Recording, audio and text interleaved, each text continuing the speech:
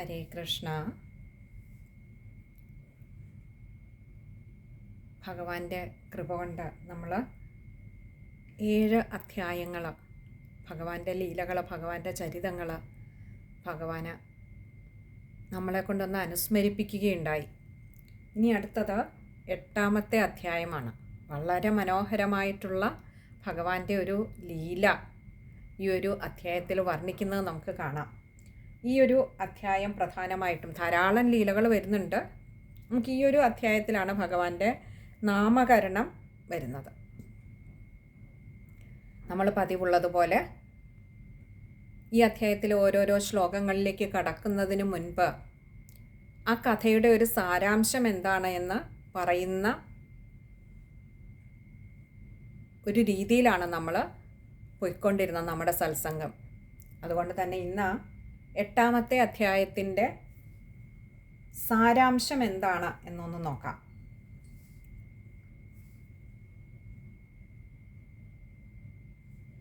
ഒരു ദിവസം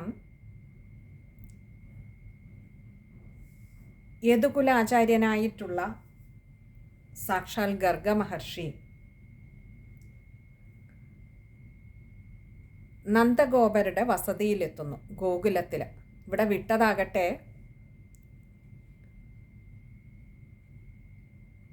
സാക്ഷാൽ വസുദേവർ തന്നെയാണ്. അപ്പോൾ പതിവില്ലാതെ തൻ്റെ ഗൃഹത്തിലേക്ക് എത്തിച്ചേർന്ന ആ ഗർഗ മഹർഷിയെ കണ്ടപ്പോൾ ഗോകുലവാസികളായിട്ടുള്ള നന്ദഗോപർക്കും യശോദാമ്മയ്ക്കും മറ്റുള്ളവർക്കൊക്കെ വളരെ സന്തോഷമായി. നന്ദഗോപരും യശോദാമ്മയും ഒക്കെ വളരെ സന്തോഷപൂർവ്വം തൊഴുകൈകളോടുകൂടി ആ ഗർഗ മഹർഷിയെ സ്വീകരിച്ച് അർഘ്യപാദ്യാദികളൊക്കെ നൽകി ഉത്തമാസനം നൽകി സ്വീകരിച്ചിരുത്തിയതിന് ശേഷം ആ ഗർഗ മഹർഷിയോടായിട്ട് പറഞ്ഞു. കാരണം നന്ദഗോപർക്കൊക്കെ നന്നായിട്ടറിയാം, ജ്യോതിശാസ്ത്രം രചിച്ചത് തന്നെ ഗർഗ മഹർഷിയാണ്. അങ്ങനെയുള്ള ഗർഗ മഹർഷി ഇപ്പോൾ തങ്ങളുടെ ഗൃഹത്തിലെത്തിയിരിക്കുകയാണ്. അതുകൊണ്ട് ആ ഗർഗ മഹർഷിയോടായിട്ട് നന്ദഗോപര് അപേക്ഷിക്കുകയാണ്. സാധാരണ രീതിയിൽ നമുക്കറിയാം, നമ്മളൊക്കെ ഒരു ജ്യോതിഷനെ കാണുന്നത് തന്നെ ജീവിതത്തിൽ എന്തെങ്കിലും ബുദ്ധിമുട്ടുകളൊക്കെ ഉണ്ടാവുമ്പോഴൊക്കെയാണല്ലേ. അതുകൊണ്ട് ഇവിടെ അതേ രീതിയിലാണ് നന്ദഗോപുരം പറയുന്നത്. ദീനരായിട്ടുള്ള മനുഷ്യരുടെയൊക്കെ സങ്കടങ്ങളെ അകറ്റി അല്ലെങ്കിൽ സങ്കട നിവാരണത്തിന് വേണ്ട മാർഗങ്ങളെ ഉപദേശിച്ചു കൊടുത്തുകൊണ്ട് അവരെ അനുഗ്രഹിക്കാൻ മാത്രമേ സാധാരണ രീതിയിൽ ഇതുപോലെയുള്ള ജ്യോതിശാസ്ത്ര പണ്ഡിതന്മാർ ശ്രമിക്കുകയുള്ളൂ. സാക്ഷാൽ ജ്യോതിശാസ്ത്രം തന്നെ രചിച്ച അങ്ങ്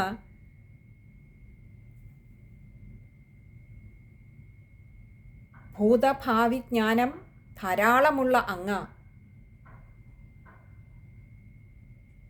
ഇന്ന് ഞങ്ങളുടെ ഗൃഹത്തിലെത്തി അനുഗ്രഹിച്ചുവല്ലോ. എനിക്ക് 2 ബാലന്മാരുണ്ട്. അവരുടെ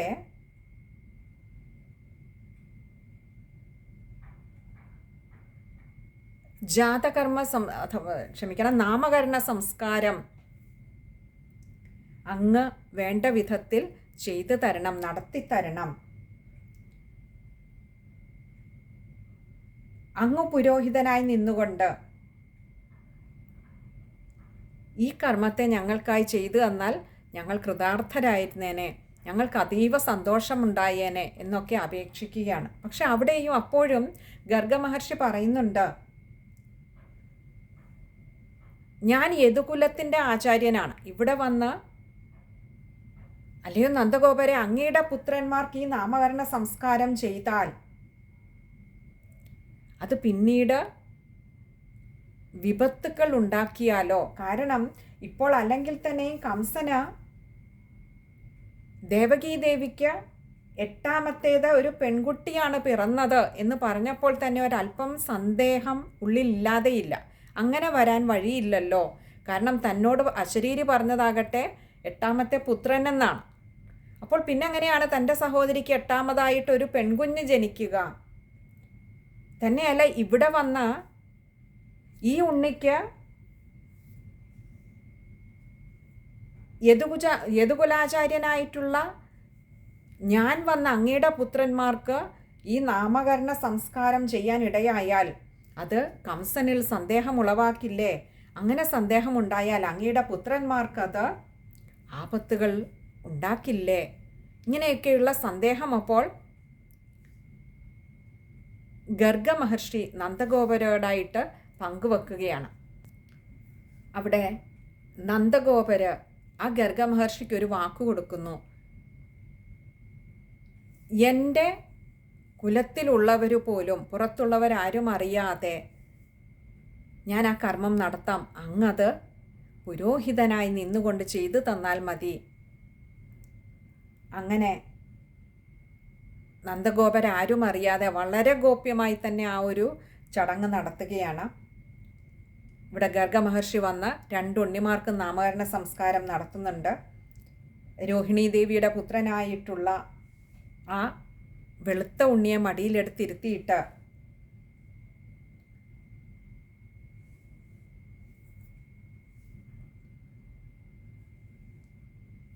അദ്ദേഹം ചില വിശദീകരണങ്ങളോടുകൂടി, നാമത്തിന് എപ്പോഴും ഒരു നാമം ഇടുമ്പോൾ ഒരു നാമത്തിന് അതിൻ്റെ അർത്ഥവും കൂടി ഉള്ളതാവണം നാമകരണം എന്ന് പറയാറുണ്ട്.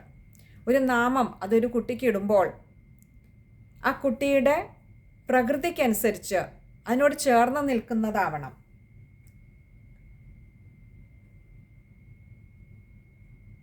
ഈ രോഹിണീപുത്രനായിട്ടുള്ള ഈ വെളുത്ത ഉണ്ണി തൻ്റെ ഗുണം കൊണ്ട് ബന്ധുക്കളെയൊക്കെ അങ്ങനെ രമിപ്പിക്കുന്നവനായതുകൊണ്ട് രാമനെന്നും അതേപോലെ തന്നെ നല്ല ബലശാലി ആയതുകൊണ്ട് ബലനെന്നും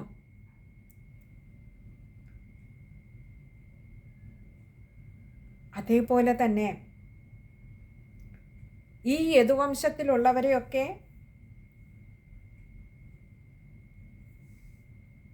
ഏകീകരിക്കുന്നവനായതുകൊണ്ട് സംഘർഷണൻ എന്നും പേരിട്ടു. അങ്ങനെയാണ് ബലനും രാമനും ചേർന്ന് ബലരാമൻ അല്ലെങ്കിൽ സംഘർഷണൻ എന്ന പേര് രോഹിണീപുത്രനുണ്ടാവുന്നത്. അടുത്തതായിട്ടാണ് നമ്മുടെ കറുത്ത ഉണ്ണിയെ, പൊന്നുണ്ണിയെ അങ്ങോട്ട് മടിയിലേക്ക് എടുത്ത് വെക്കുന്നത് ഗർഗ മഹർഷി. അവിടെ ഗർഗ മഹർഷിക്ക് മനസ്സിലാകുന്നുണ്ട് തൻ്റെ മടിയിൽ കിടക്കുന്ന ഈ ഉണ്ണി ആരാണെന്ന്. അല്ലേ, ഭൂതവും ഭാവിയും ഒക്കെ അറിയുന്ന ആളാണ് ഗർഗ മഹർഷി. അതുകൊണ്ട് തന്നെ ഗർഗ മഹർഷിക്ക് മനസ്സിലാകുന്നുണ്ട് ഈ ഉണ്ണിയുടെ പരമാർത്ഥ സ്വരൂപം എന്താണെന്ന്. എന്നാൽ അതൊട്ട് പറയാതെ പറഞ്ഞുകൊണ്ട് ഒരു സൂചന നൽകിക്കൊണ്ടാണ് ഇവിടെ ആ നാമകരണം നടത്തുന്നത്.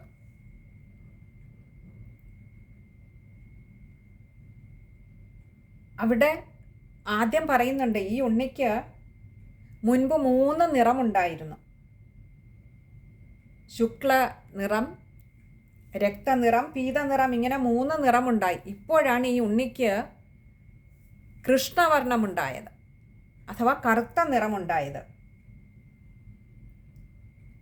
അതേപോലെ ഒന്നുകൂടി പറഞ്ഞു, അല്ലയോ നന്ദഗോപരെ, അങ്ങയുടെ ഈ പുത്രൻ മുൻപ് വസുദേവരുടെ പുത്രനായിരുന്നു.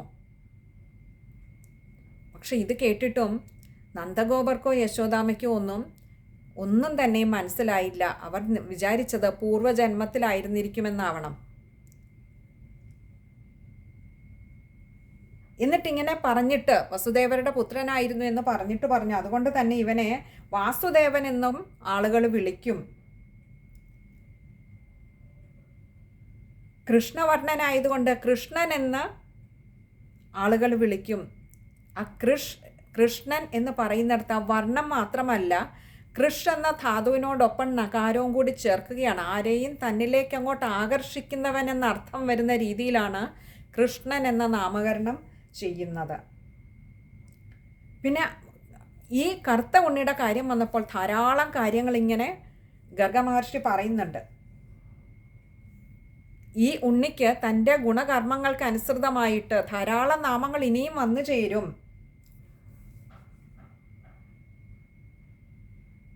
അതുപോലെ തന്നെ ഈ ഗോകുലത്തിലുള്ളവർ ഈ ഉണ്ണി നിമിത്തമായിക്കൊണ്ട് തന്നെ എല്ലാ സങ്കടക്കടലുകളും താണ്ടി ശ്രേയസ്സിനെ കൈവരിക്കും.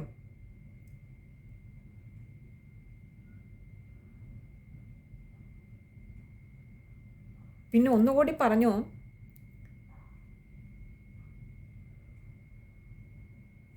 ഈ എപ്രകാരമാണോ വിഷ്ണു ഭഗവാനെ സേവ ചെയ്യുന്നവരെ അസുരന്മാർക്ക് കീഴ്പ്പെടുത്താനാകാത്തത്, അതേപോലെ ഈ ഉണ്ണിയെ സ്നേഹിക്കുന്നവർക്ക് ഒരിക്കലും ശത്രുഭീതി ഉണ്ടാവുകയില്ല. ശത്രുക്കൾക്ക് ഇവരെ തോൽപ്പിക്കാനാവില്ല. അതേപോലെ തന്നെ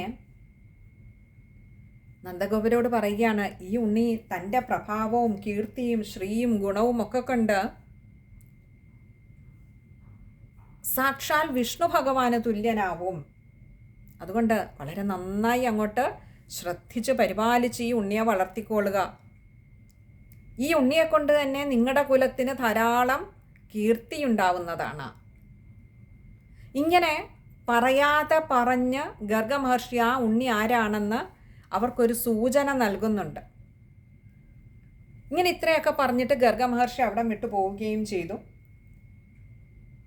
നന്ദഗോപർക്കും യശോദാമയ്ക്കും ഒക്കെ ആകട്ടെ അതിയായ ആനന്ദമുണ്ടായി. എന്താ, തങ്ങൾക്ക് പിറന്നിരിക്കുന്ന ഉണ്ണികൾ അവരത്ര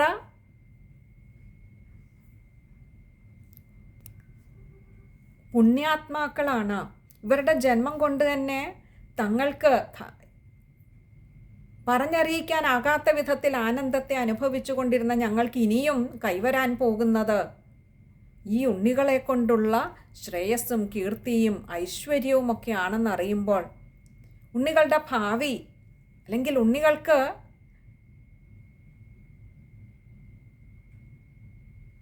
ഏറ്റവും സുന്ദരമായ ദിനങ്ങളാണ് വരാൻ പോകുന്നത്.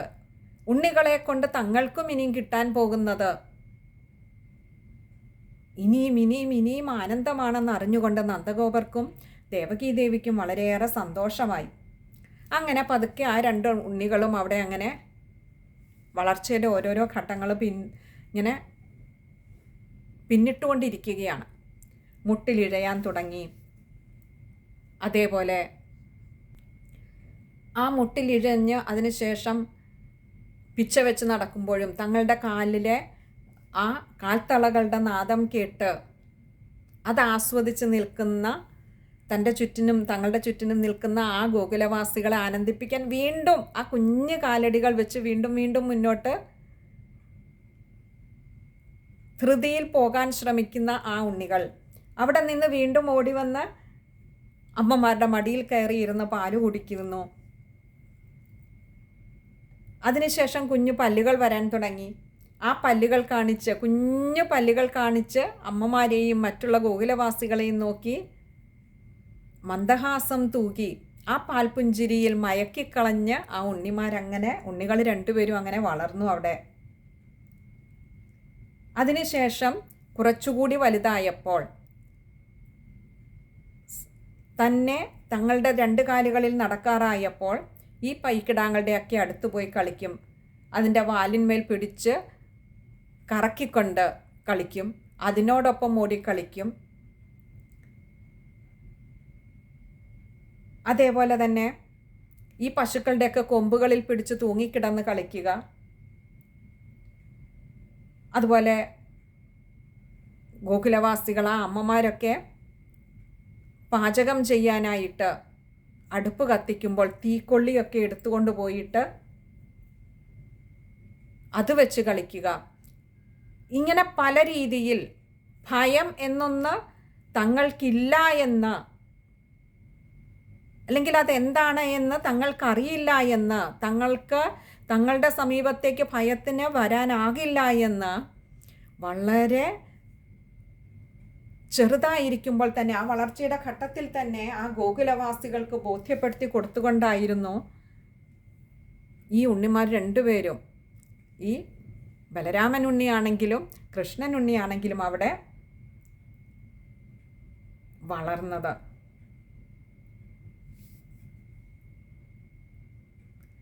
പിന്നീട് അങ്ങോട്ടുള്ള ഭാഗങ്ങളിൽ ഈ ഒരു അധ്യായത്തിൽ ഈ കൃഷ്ണൻ്റെ കുറുമ്പുകളാണ്. ഗോപസ്ത്രീകളുടെയൊക്കെ വീടുകളിൽ പോയിട്ട് പശുക്കിടാവിനെയൊക്കെ കെട്ടഴിച്ചു വിട്ട് പാല് കുടിപ്പിക്കുക, എന്നിട്ട്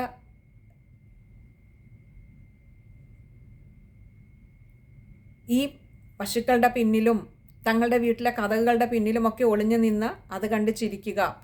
പശുവിനെ കറക്കാൻ ഈ ഗോപസ്ത്രീകൾ വരുമ്പോൾ ഒട്ടും പാലില്ലാതെ ഇരിക്കുക. ചോദിച്ചാലാകട്ടെ അത് അവരുടെ മക്കൾക്ക്, ആ പശുവിൻ്റെ മക്കൾക്ക് കുടിക്കാനുള്ളതല്ലേ, ആ പശുക്കിടാവിന് കുടിക്കാനുള്ളതല്ലേ, അതുകൊണ്ട് ഞാൻ കെട്ടഴിച്ചു വിട്ടു എന്ന് പറഞ്ഞ് കൈകൊട്ടിച്ചിരിക്കുക. ഇങ്ങനെ തുടങ്ങി കുറുമ്പുകളുടെ ഒരു നിര തന്നെയാണ് പിന്നീട് ആ ഗോകുലത്തിൽ ഈ കൃഷ്ണനുണ്ണിയും രാമനുണ്ണിയും കൂടി ചേർന്ന് ചെയ്യുന്നത്.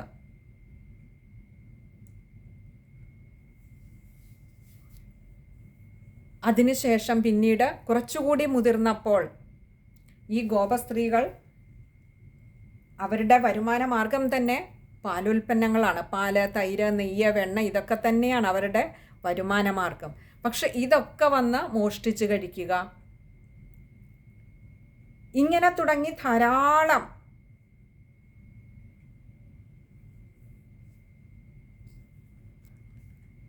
കുറുമ്പുകളാണ്. ഈ ഗോപസ്ത്രീകളൊക്കെ ആകട്ടെ ഇവിടെ നന്ദഗോപരുടെ ഗൃഹത്തിൽ വന്നിട്ട് യശോദാമ്മയോട് പരാതികളും പരിഭവങ്ങളും ഒക്കെ പറയുന്നുണ്ട്, ഈ കൃഷ്ണൻ വന്ന് കാണിക്കുന്ന കുറുമ്പുകൾ. അപ്പോഴും യശോദാമ്മയുടെ പിന്നിൽ നിന്ന് ആ കുഞ്ഞു വിരൽ പൊക്കിയിട്ട് ഞാൻ ഇനിയും ചെയ്യും, ഇനിയും കാണിച്ചു തരാം എന്നുള്ള ഭാവത്തിൽ കള്ളച്ചിരിയുമായി നിൽക്കുന്ന കൃഷ്ണൻ്റെ ഒരു ചിത്രം ഇവിടെ വരച്ച് കാണിക്കുന്നുണ്ട്. എന്നാൽ യശോദാമ്മ തിരിഞ്ഞു നോക്കുമ്പോഴാകട്ടെ ഞാനിതൊന്നും ചെയ്തിട്ടില്ല എന്ന ഭാവത്തിൽ മുഖമൊക്കെ ചുണ്ടൊക്കെ അങ്ങനെ പുറത്തേക്ക് വെച്ച് ഒരു പാവം ഉണ്ണിയെപ്പോലെ അങ്ങനെ നിൽക്കുന്ന കൃഷ്ണൻ്റെ ഒരു കള്ളലീല അതും വർണ്ണിക്കുന്ന കാണാം നമുക്കിവിടെ. അതിനുശേഷമാണ് ഒരിക്കൽ ഗോപബാലന്മാരെല്ലാവരും കൂടി മുറ്റത്ത് കളിച്ചുകൊണ്ട് നിൽക്കുമ്പോൾ ഈ കൃഷ്ണനുണ്ണി മണ്ണ് തിന്നു എന്നും പറഞ്ഞിട്ട് ഗോപബാലന്മാർ ഓടി വരുന്നതും ഈ ഉണ്ണി ഞാൻ മണ്ണ് തിന്നിട്ടില്ല എന്ന് പറയുന്നതും ആ സമയത്ത് അമ്മ പറയുന്നു, വായ തുറന്ന് കാണിക്കൂ, അങ്ങനെ നീ മണ്ണ് തിന്നിട്ടില്ലെങ്കിൽ ഞാനൊന്ന് നോക്കട്ടെ. കാരണം ഇവിടെ ഈ മറ്റു ഗോപബാലന്മാരോടൊപ്പം ബലരാമനും പറയുന്നുണ്ട്, എന്തായാലും രാമനുണ്ണി കള്ളം പറയില്ല എന്ന് ഗോകുലത്തിൽ എല്ലാവർക്കും നല്ലൊരു വിശ്വാസമുണ്ട്. അങ്ങനെ ഇരിക്കുമ്പോഴാണ് രാമനുണ്ണിയും പറയുന്നു കൃഷ്ണനുണ്ണി മണ്ണ് തിന്നു എന്ന്. പക്ഷെ കൃഷ്ണനുണ്ണി ആകട്ടെ സമ്മതിക്കുന്നുമില്ല. അങ്ങനെ വന്നപ്പോൾ അമ്മ വായ തുറന്ന് കാണിക്കാൻ പറയുന്നു. വായ തുറക്കാൻ കുറേ നേരം മടിച്ചുവെങ്കിലും യശോദാമ്മയുടെ നിർബന്ധം കൊണ്ട് ഒടുവിൽ വായ തുറന്ന് കാണിക്കുന്നു. ആ വായയ്ക്കുള്ളിൽ ഈ 14 ലോകങ്ങളെയും കാണിച്ചു കൊടുക്കുന്ന ഭഗവാന്റെ അത്ഭുത ലീല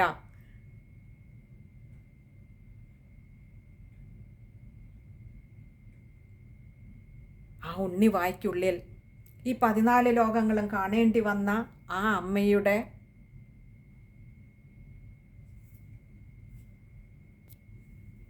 അതിവിസ്മയത്താൽ മരവിച്ചുപോയ യശോദാമ്മയുടെ അവസ്ഥ.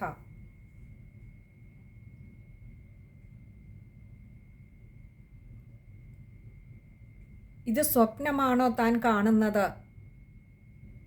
ഇല്ല തൻ്റെ ബുദ്ധിക്ക് എന്തെങ്കിലും ഭ്രമം സംഭവിച്ചതാണോ എന്ന് ചിന്തിച്ചു പോകുന്നു ഒരു നിമിഷം ആ യശോദാമ്മ.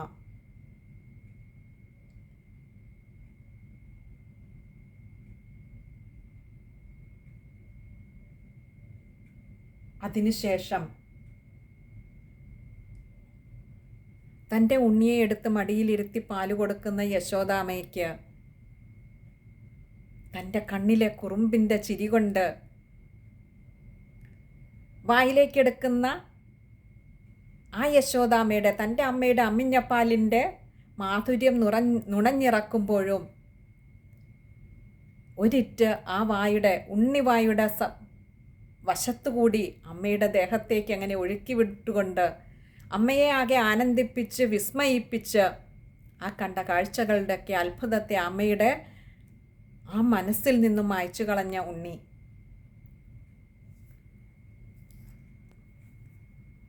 അങ്ങനെ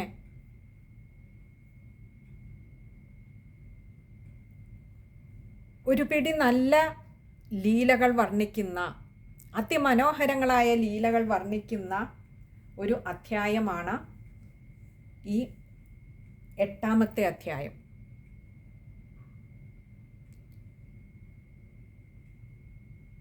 ഈ അധ്യായത്തിൻ്റെ ശ്ലോകങ്ങളിലൂടെ നമുക്ക് അടുത്ത സത്സംഗത്തിൽ കടക്കാമെന്ന് കരുതുന്നു. വളരെ മനോഹരമായ ഒരു അധ്യായമാണ്. ഭഗവാൻ നമുക്കും ഒട്ടേറെ തത്വങ്ങൾ ആ യശോദാമ്മയ്ക്ക് എന്നതുപോലെ തൻ്റെ ലീലയിലൂടെ നമുക്കും പറഞ്ഞു തരുന്ന ഒരു അധ്യായം കൂടിയാണിത്.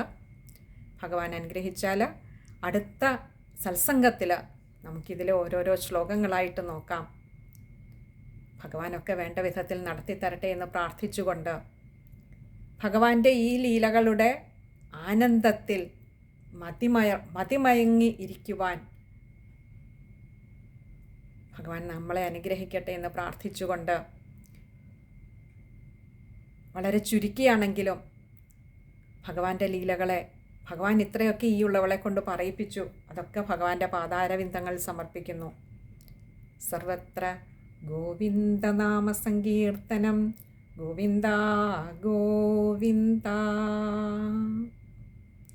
ഹരി ഓം.